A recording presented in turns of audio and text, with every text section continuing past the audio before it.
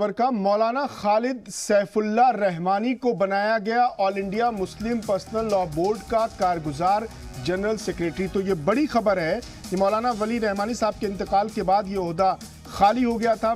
मौलाना खालिद सैफुल्लाह रहमानी साहब को अब all India Muslim personal law board का कारगुजार जनरल सेक्रेटरी बना दिया गया है। आर्जी तौर पर मौलाना खालिद सैफुल्लाह रहमानी को जनरल सेक्रेटरी बनाया गया है all India Muslim personal law board का कुछ ही महीने के बाद इलेक्शन होगा, इंतखाबात होंगे जिसमें जनरल सेक्रेटरी का इंतखाब किया जाएगा।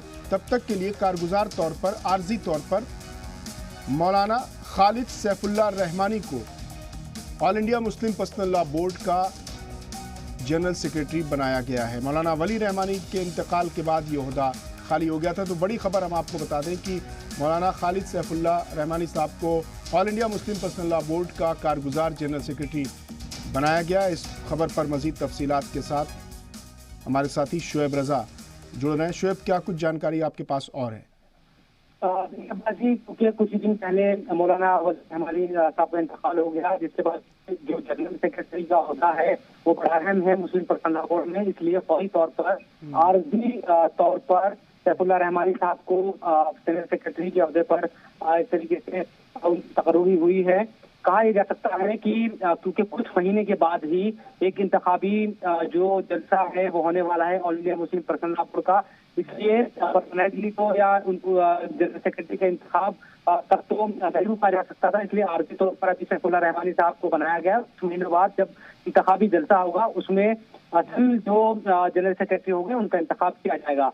फौरी तौर पर काम को संभाल ले मौलाना सैफुल्लाह रहमानी, इसलिए उनको ये चार्ज दिया गया है।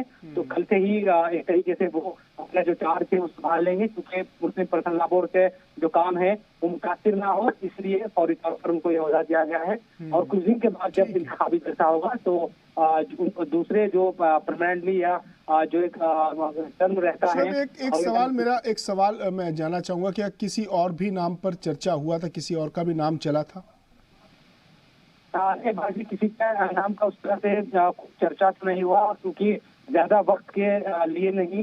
सैफुल्लाह रहमानी साहब की जहाँ तक बात है तो मुस्लिम या माशरे से जुड़े कई कामों के लिए वो जाने जाते हैं, इसलिए दूसरे नामों पर तो किसी तरह की चर्चा नहीं हुई थी। ठीक है शुएब, तमाम जानकारी देने के लिए बहुत बहुत शुक्रिया।